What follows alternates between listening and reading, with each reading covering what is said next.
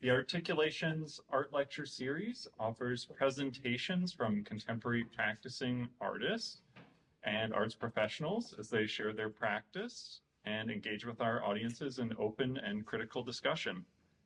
Today's Articulations is formatted as a panel discussion with our three lovely artists, and we'll have some time for questions at the end from the audience.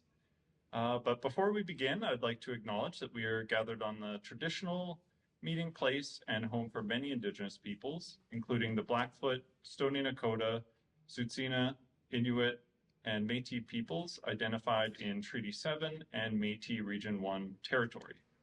The gallery's Blackfoot name, Maansiksikaitsitapiitsinikssin, means the new making of images in telling Blackfoot people's stories. Today's Articulations, we have our three artists who are opening shows with us this evening. From my left, Amanda Chwelos and Alex Turgeon and Sung Tieu. I'll give you a brief bio of everyone. So Amanda is a multidisciplinary artist based in Edmonton, a Miskwichi-Waskayagan. Her work aims to understand complexities of her own identity and existence through an exploration of themes surrounding introspection, banality, anxiety, and acceptance. Driven by a material-based practice, she works primarily in drawing, painting, and sculpture. Her exhibition, Soft Enough to Slip Through, which is in our library gallery behind you, considers ornamentation as expression and barrier. In small paintings and drawings, she contrasts the intimate banalities of everyday life with traces of decorative wrought iron objects. Sung Tieu is an artist based in Berlin, Germany. Her research-intensive practice investigates sites where human emotional and psychological experiences are shaped by state bureaucracy and surveillance. In Civic Floor, on display in our lower gallery beside us, her encompassing exhibition of sculpture, video, sound, and installation references sites such as the penal system and immigration offices, places which alienate the individuals that they intend to administer to. And Alex Turgeon's work focuses on the poetic realms of architecture and the built space of language. Alex maintains an interdisciplinary practice using concrete poetry, sculpture, drawing, video, and performance, embodying a radical ethos rooted in the methodologies of printed matter. In his exhibition Wasteland, on view in our upstairs gallery, an extended concrete poem reimagines a graffiti tag that the artist encountered in his current home of Toronto. The exhibition proposes that citizens can read between the lines that the city writes in and finds the contestations of community in the empty margins. So thank you all for coming to our panel discussion and being here with us. We're excited to share your work with everyone today.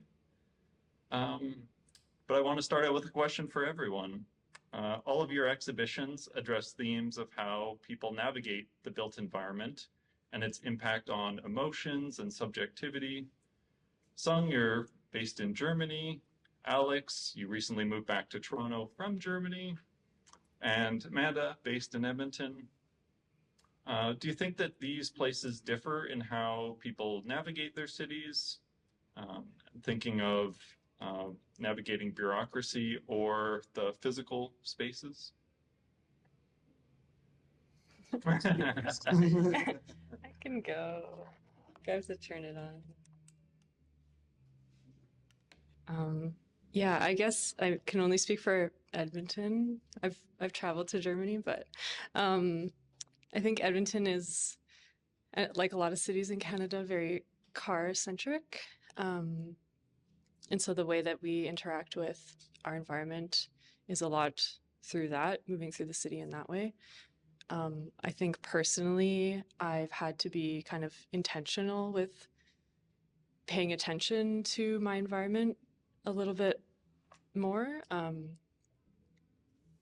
by going on walks and things like that, which is where I've captured a lot of the inspiration for my show, a lot of this decorative wrought iron by just paying attention And I think the more I've exercised this practice, the more I've noticed. And like I have my friends sending me photos, and yeah, I've just got a stockpile of options now to work with. Yeah, that's my first thought. Oh, go next.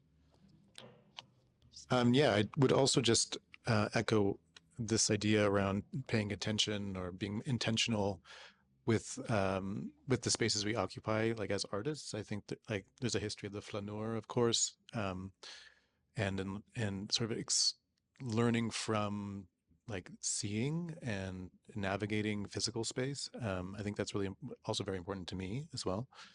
With regards to the German contingent, I would say that there's definitely a difference from me kind of intentionally becoming a foreign national in Germany through the support structures of like Canada and the ease and access that I have through my subject position. Then, of course, like people who are fleeing, war and political oppression. So with that experience in Germany, it was much more supported. But I was, of course, witness to and in proximity to those individuals who are not supported, of course, or left within the margins in this sense. And of course, like in returning to Canada from that experience, there's much more ease, of course, within your local environment. But of course, there's, at least for me, like having lived abroad for, it was about almost 8 years or so, like returning back, there's kind of became the culture shock in reverse also, which was something I had to, and maybe I'm still navigating as well. So I think that's also expressed in this interest of like walking and looking and paying attention. It's kind of like learning from, like relearning what it means to like be where you're from in some way too.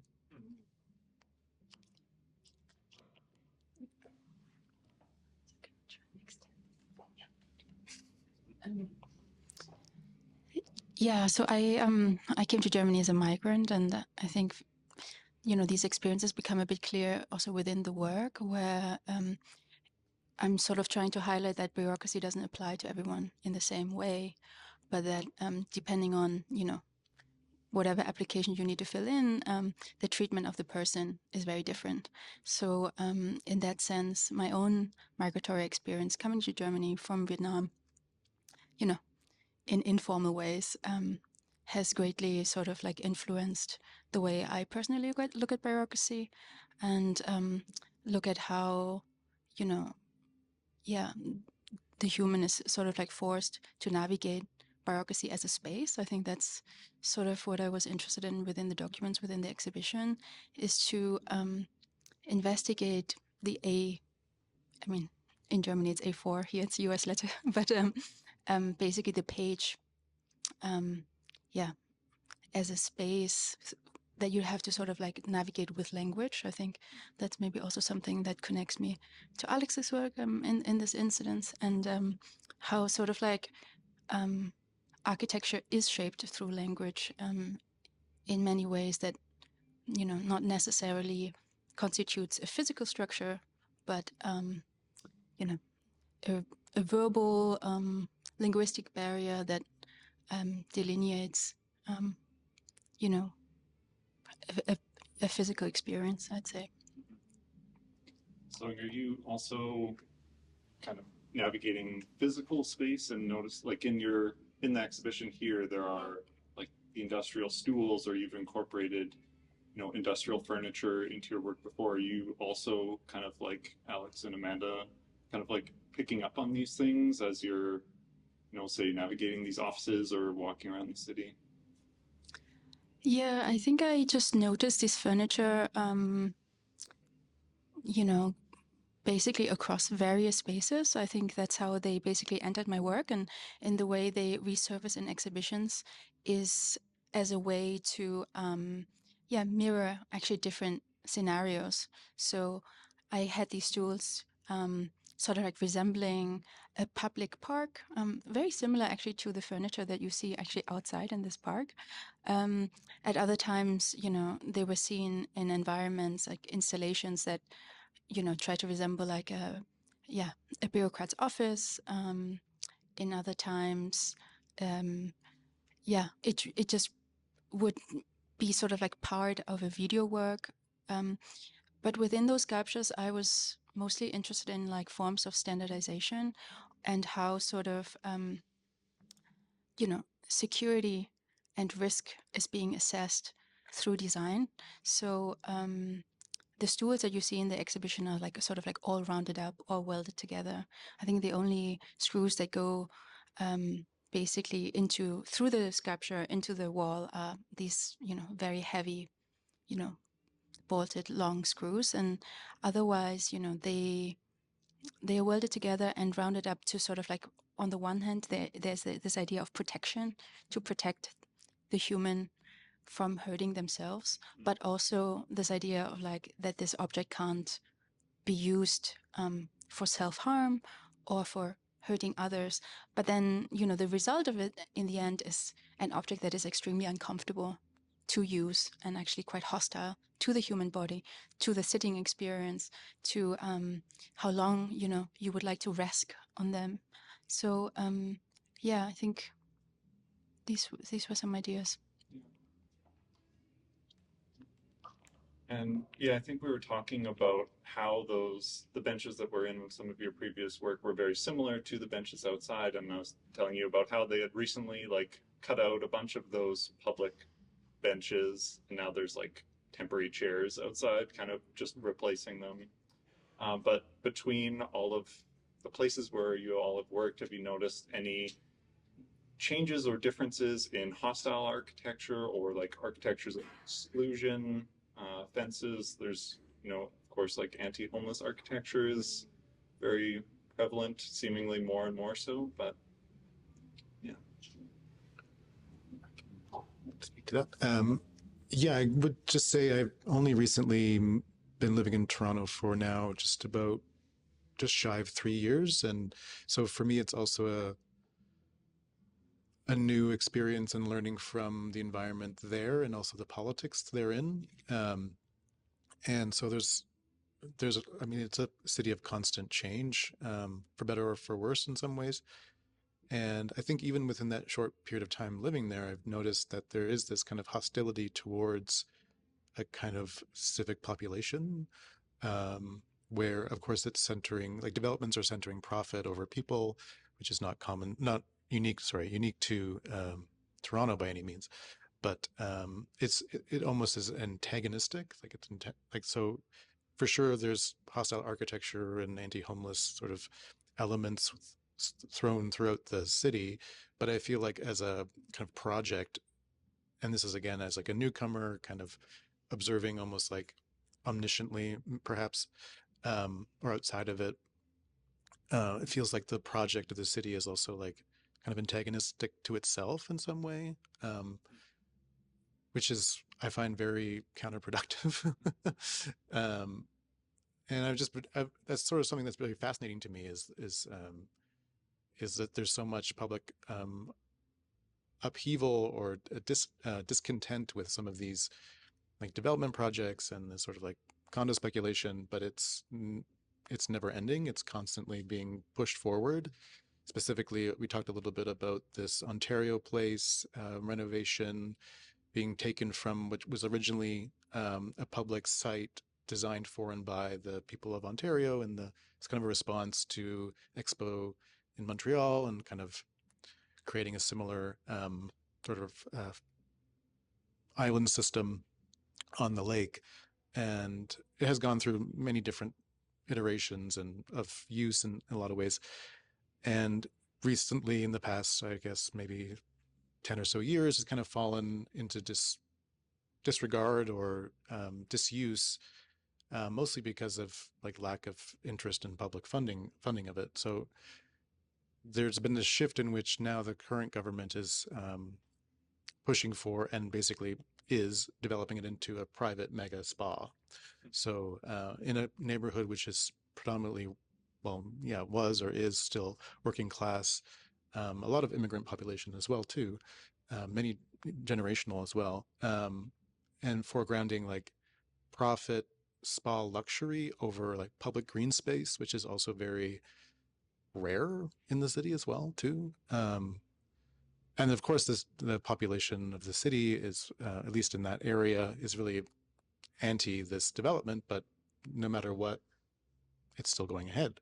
So it's I'm just things like that have just been like very surprising and very, very, I don't know, enlightening in some way too, around some of these intentions with how space is like managed and who it's for and who gets to access it really, because they also are planning to move the science center here to this area and like reduce it in size, and they recently closed it, the current location, and so there's this kind of like weird kind of like a reduction of public service or public space or public amenities in a time when, you know, there's a housing crisis, there's lack of space, these sort of things which really support local populations.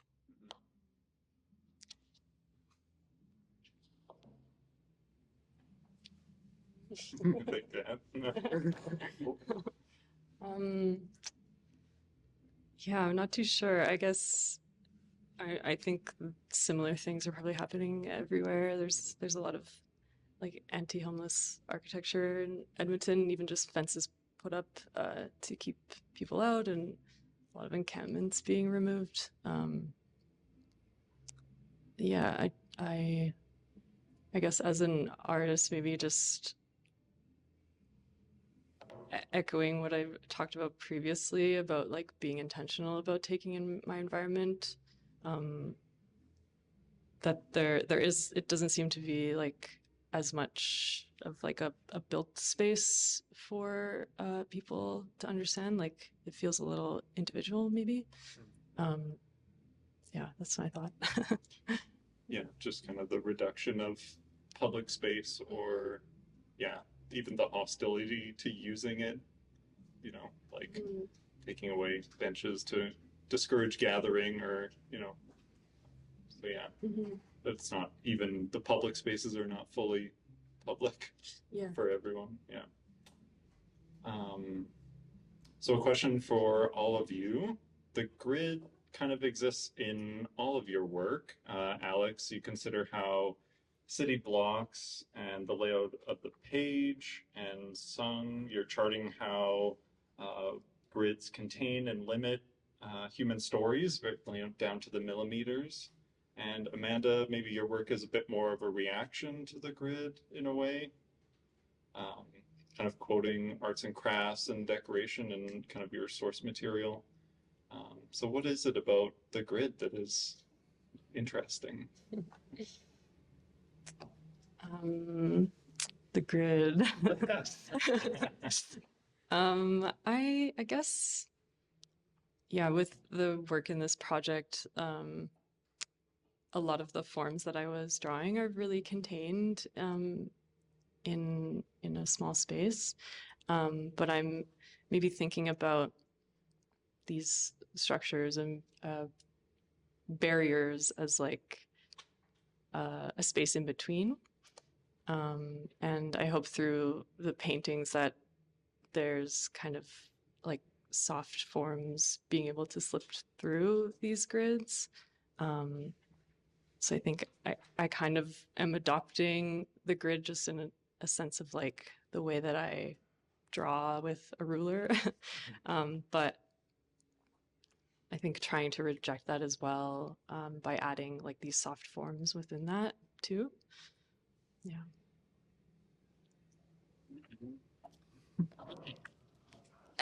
I think about the grid, is it working? Yeah. I think about the grid as sort of like a conceptual constraint within my work. So the way I moved from the documents, or initially how I work with documents, was actually with language, with the fictionalization of language.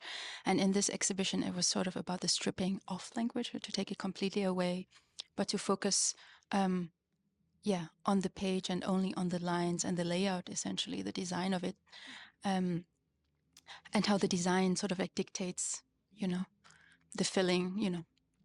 I mean, we could go back to like form follows function or something like this, but so for me, the grid really surfaces as a concept as well. And then I essentially try and measure, the grid as a space that exists in the form that then translated again in sort of like measurement units that go down to the millimeter. Yeah, in terms of like restricting the stories or the experiences that could fit into those spaces, the grid is kind of limiting that. Yes. Or not limiting, but changing or kind of predetermining maybe. Yes, exactly. I mean, it's sort of like, yes, on the one hand, I think about that. And I think on the other hand, what I mean when I say that I think about the grid as a conceptual constraint is just through the way I also look at floor plans, as an extension of the grid that one could think of as the way ideas of space and navigating space and living conditions are sort of translated into an architectural floor plan, right? How to organize humans in rooms or courtyards, or I have sort of like a triangular space in the exhibition that sort of disorients. So I think for me, the grid actually follows certain also ideological ideas that then get translated into space. Yeah, I would just also echo some of those things you said about the grid as a conceptual structure. It's also very much a formal kind of substrate for organizing.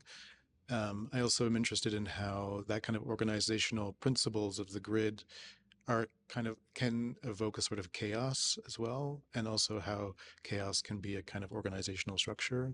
Kind of this duality is really quite interesting for me, but also just again about the page, like for me it's also very representational of the page, how text is laid out on a page, this kind of invisible grid of like how you type or use a word interface or a word processing interface, the history of organizing language on a certain rectangle. So there's a kind of micro macro relationship that happens there.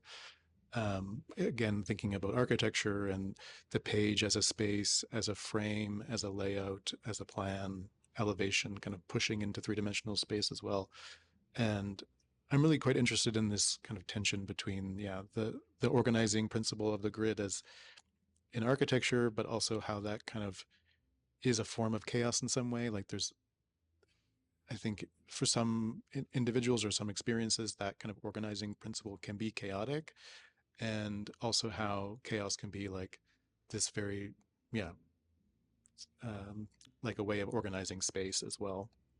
So for me, the grid is always kind of this push and pull. And at least in my work, I'm always kind of balancing on this line, I guess.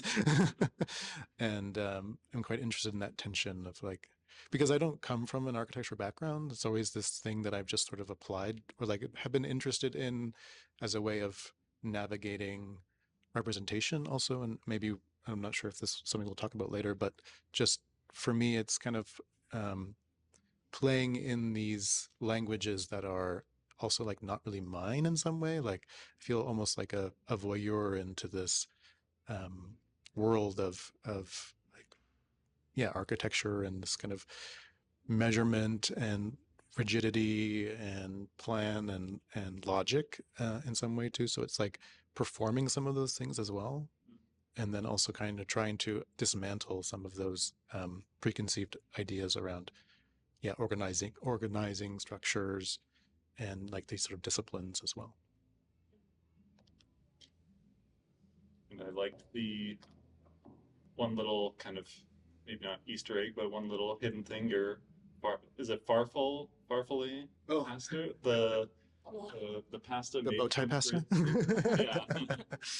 Oh yeah. So in one of the sculptures upstairs, in addition to actually having these like little bow tie pastas that are collaged with this grid pattern, there's also just from before images of this Ontario Place site as well. So there's a kind of play with some of these connotations too. Yeah, and so there's kind of a reference to structure, of course, but also the dismantling of structure. And there's something quite nice about the color of the blue and this kind of paper quality that I thought would be, yeah, a way of kind of breaking up some of that organizing or like structure or rigidity of the literal grid that kind of is produced through those photographs once you get upstairs. And then I'm curious too, either conceptually or formally in your work, do you find the grid useful or like useful as an organizing system at all? Or do you find yourself, like all of you, kind of pushing away from it or resisting it? I think it can be useful for me as like a starting point in making some of the paintings or the two paintings for the show. I've told this story to a few people, but I have, as a painter, maybe a tendency to like not know when to stop a painting. And by doing these more structured grid drawings underneath a painting, I felt more free to paint looser and quicker. And yeah, I think it's like a nice starting point for me, but then I'm able to kind of break beyond that. Yeah.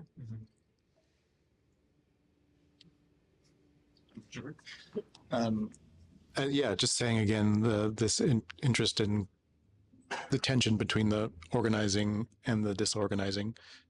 But I also am thinking a lot now of what you mentioned in your painting practice, like Agnes Martin, or as someone who is like working with abstraction as almost like a space of projection too, and also like moving away from representation or the figure, and how the grid becomes this figurative space in some way, like in her abstract work.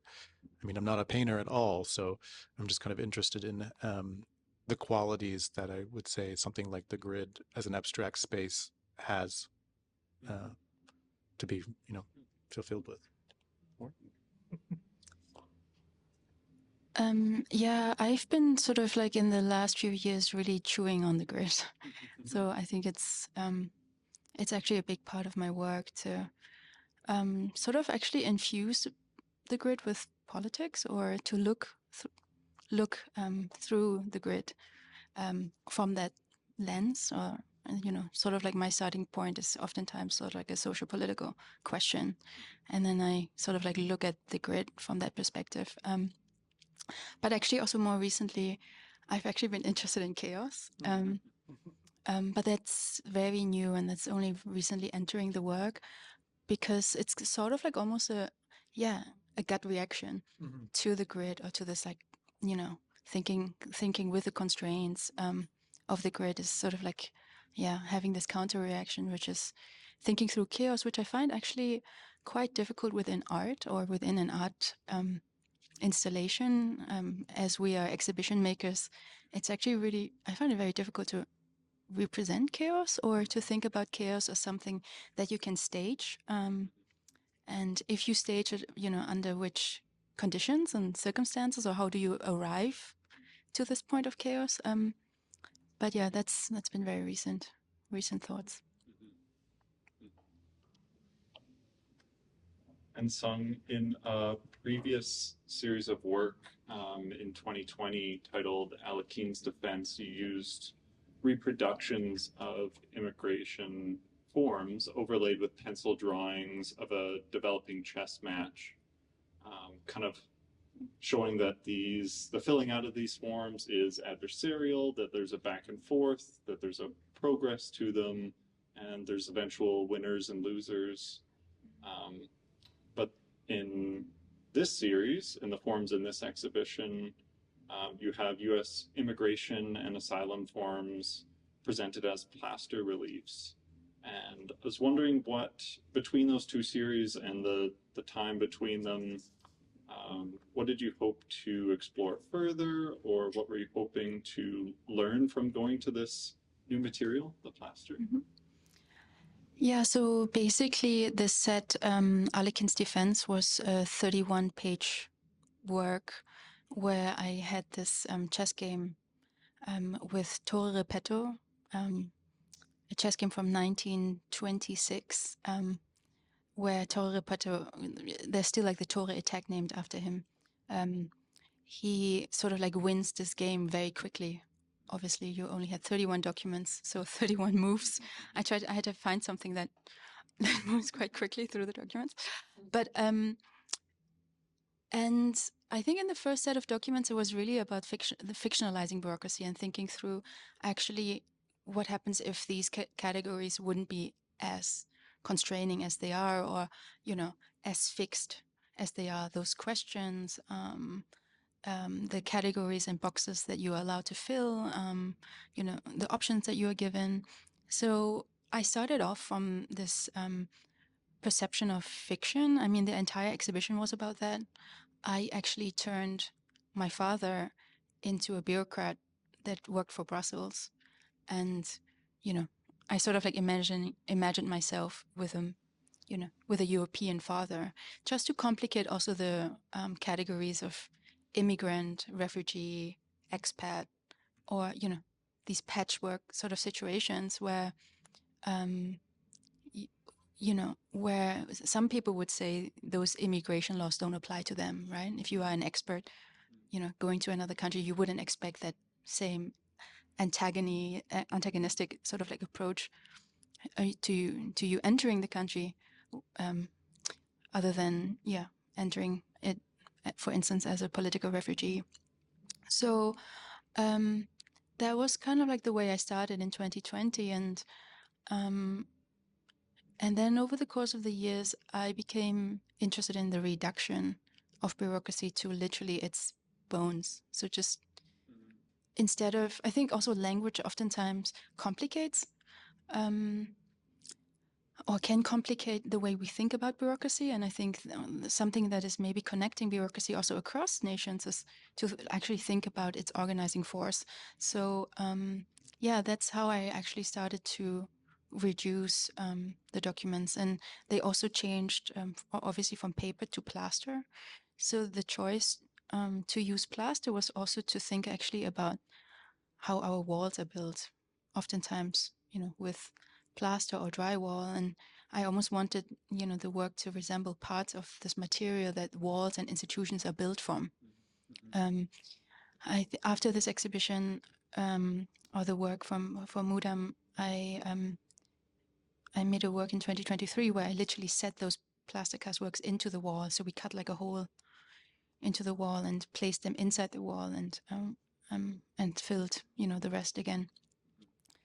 To sort of like think about the institutional structures that are upheld through bureaucracy. And I also mean the museum institution as well, like not only, you know, not only the immigration swarms that I talk about, but I think there are parallels also to the museums institutions that we can think about. That brings up something, Alex, that we also kind of talked about, or there's like kind of a hint of that in your exhibition with the mural across all the walls of or almost all the walls of the gallery, 3 of them anyway, of this lattice fence, and hinting too that like the walls of the institution are also kind of exclusionary, and that there could be a space behind that mural that, you know, that we don't have access to, or that is receding off into the distance or is unknown, but just kind of hinting that also the gallery walls or the institution's walls can be that exclusion or that barrier too. Yeah, that's something that I've been kind of playing with in various iterations for a few years now. There's something, yeah, of course, like the sort of pseudo neutrality of the institution, of course, especially the pseudo neutrality of like the white cube and the connotations of whiteness as well, as a sort of like neutral ground, which is of course very problematic. And with this wallpaper piece, as you mentioned, it's pulled earlier. You mentioned it's pulled from like a graffiti tag on a development sign in Toronto, and I was like really interested in how like it's kind of poor grammar, it's kind of like antagonism, but also it's sort of humor as well, and the kind of colloquial jargon of like peeps rather than people, and kind of imposing this, I guess, judgment on a population that's supposed to be able to access these things, and then also, but emphasizing those who cannot as well, and a kind of like almost like a bubbling up of the discontent of the populations that are forced into precarity because of inaccess to, affordable housing, basically, or yeah, any sort of upward mobility in a lot of ways.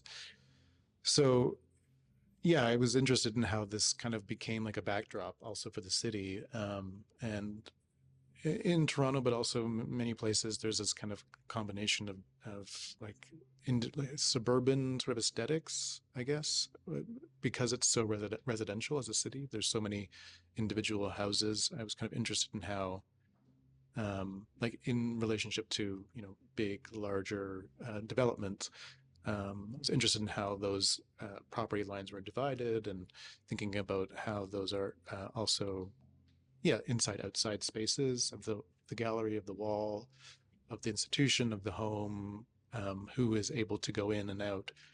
And with this particular piece, we used wheat paste, and that is also like to intentionally evoke this exterior facade as well.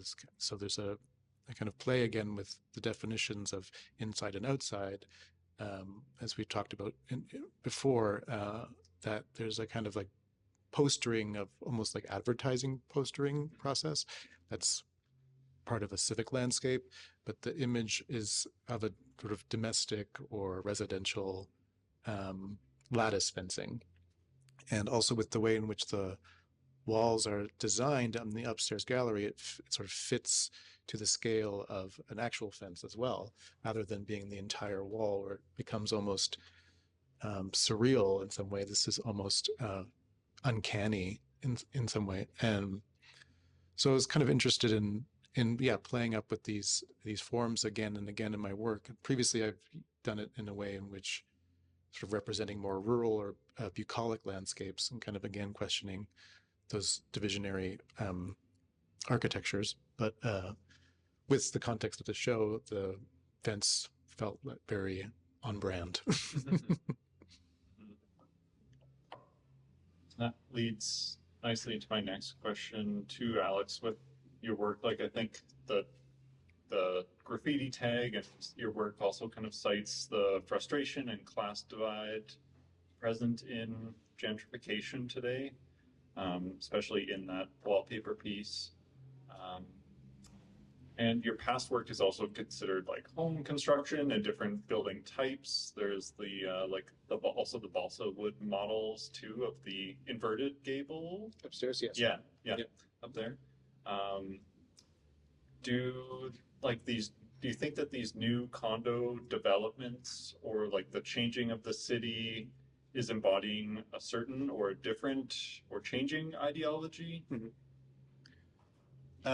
I'll just preface, when using the word gentrification, I work with the definition that I've worked with previously, which comes from Sarah Schulman's Gentrification of the Mind, which I'm going to try to quote her, but I might misinterpret the quote exactly, but it's something to the effect of, the key to the gentrification mentality is the replacement of complex realities with simplistic ones.